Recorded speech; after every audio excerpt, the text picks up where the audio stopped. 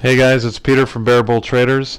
Just wanted to share a trade with you from earlier today that I was particularly proud of. It certainly wasn't profitable, but I kept hearing Andrew's voice in my head, and I've found over the last few weeks especially, when I start to trade and use my gut instinct, which seems to embody itself with Andrew's voice, I'm having a lot more success, especially when I have a risk of a loss.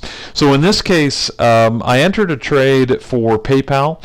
I was looking for it after this opening range break up to either pull back or consolidate, which it did. So I saw this ABCD pattern here, and it looked like a good time after I sort of confirmed on the 1 minute chart that it had actually consolidated and then taken a little bit of a leg up. I took the trade with the expectation that I was going to do with about a 1-to-1 risk-reward ratio. So it was about 30 cents to the bottom of this candle and 30 cents to the high of day, and I was hoping that it would not only hit the high of day again, or at least test it when I would scale out of half, but then it would run and I could take the rest of it for however far it would go, because on the daily there was lots of room on the upside.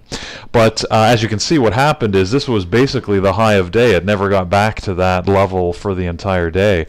And as I was watching this price action, it went up a couple of cents and then it just started to pull back, nothing at all, but I kept hearing, again, Andrew's voice in my head that I don't like the price action.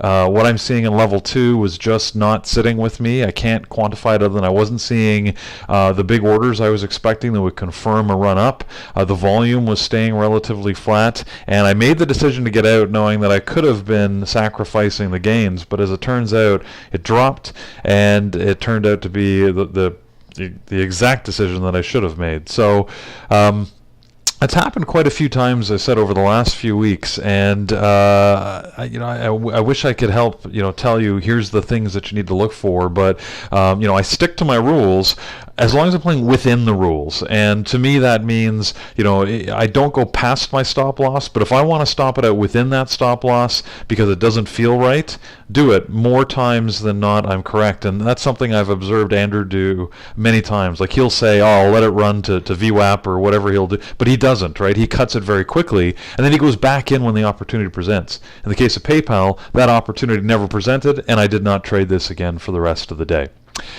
So hopefully that's helpful. Thanks a lot, guys, and I appreciate it. We'll talk to you again soon.